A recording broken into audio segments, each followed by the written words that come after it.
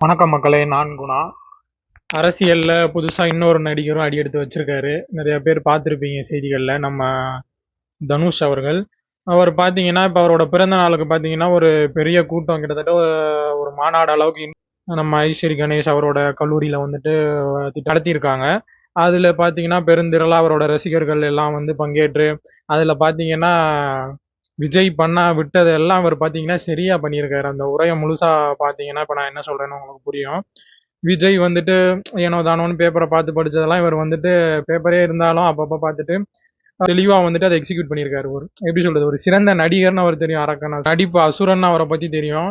இந்த இடத்துல நடிச்சிருக்காருன்றதை தாண்டி அவர் வந்துட்டு ஒரு மாநாடுனா எப்படி இருக்கணும், எதை வந்து எப்படி வெளிப்படுத்தணும், எப்படி பேசணும், எந்த மாடுலேஷன்ல இருக்கணும், அந்த மாதிரி வந்துட்டு சிறப்பா வந்து ஒரு பக்கா ஸ்கெட்ச் போட்டு எக்ஸிக்யூட் பண்ண மாதிரி இருந்துச்சு.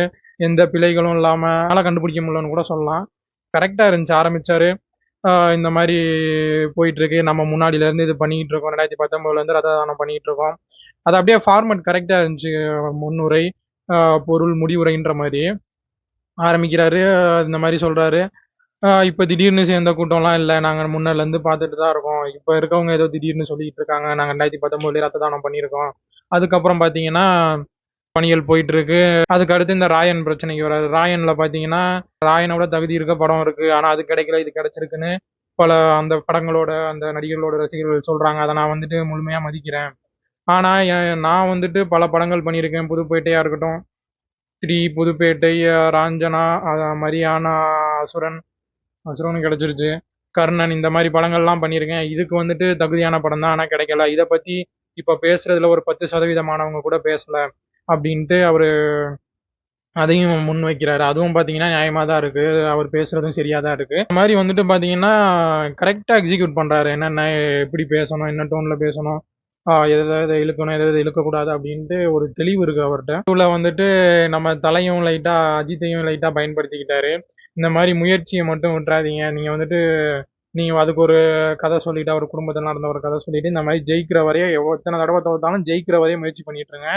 நம்ம தல அஜித் சொன்ன மாதிரி, அஜித் சார் சொன்ன மாதிரி, இந்த மாதிரி நீங்களா வந்துட்டு தோத்துட்டேன்னு ஒத்துக்கிற வரைய நீங்க வந்துட்டு முயற்சி பண்ணிக்கிட்டே இருக்கலாம். அடுத்தவன் உன்னை தோல்வின்னு சொல்றான்னா அதெல்லாம் வந்துட்டு காதுலயே எடுத்துக்காதீங்க. உங்களுக்கா போதும், இதுக்கு மேல வேலைக்கு ஆகாது, நீங்களா வந்துட்டு அப்படி ஒரு எண்ணத்துக்கும் வராதீங்க. நீங்களா வந்துட்டு தோல்வியை ஒத்துக்கிற வரைய வந்துட்டு இந்த மாதிரி தொடர்ந்து முயற்சி பண்ணிக்கிட்டே இருங்க அப்படின்ட்டு, விடாமுயற்சி விஸ்வரூப வெற்றின்ற மாதிரி சொல்லி, அதுக்கும் வந்துட்டு அந்த அஜித் ஃபேன்ஸ் அந்த ஒரு இது அதே மாதிரி பார்த்தீங்கன்னா, அஜித்னு சொல்லும்போது எப்பயும் வர்ற மாதிரி ஒரு கூஸ் பம்ப்ஸ், எப்பயும் ஒரு சத்தம் அந்த மாதிரி ஆடியன்ஸ் சைட்லேருந்து வரும்ல. வந்திருக்க தனுஷ் ஃபேனாக இருந்தாலும் அங்கேயும் பார்த்தீங்கன்னா பலத்த கரகோஷம் ஒரு இது வந்துச்சு.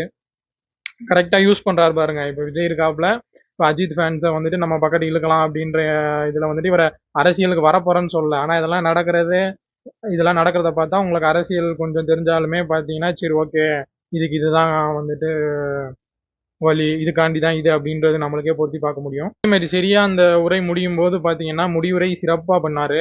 எல்லாரும் போகும்போது இந்த மாதிரி என் வண்டியை ஃபாலோ பண்ணுறது, சேஸ் பண்ணுறது அறவே பண்ணாதீங்க, எனக்கு கெட்ட பேர் வாங்கி கொடுக்காதீங்க. நல்ல பசங்களா வந்துட்டு அவங்க குடும்பத்தை போய் சேருங்க. நீங்கள் எல்லாரும் போய் சேர்ந்தீங்கன்றது தான் எனக்கு வந்துட்டு நல்ல ஒரு விஷயம், நிம்மதியாக இருக்கும். அதனால இந்த மாதிரி தப்பு எதுவும் பண்ணாதீங்கன்னு கரெக்டாக கண்டிக்கிறாரு. கண்டிக்க வேண்டிய டோன்ல கரெக்டாக பண்ணாரு.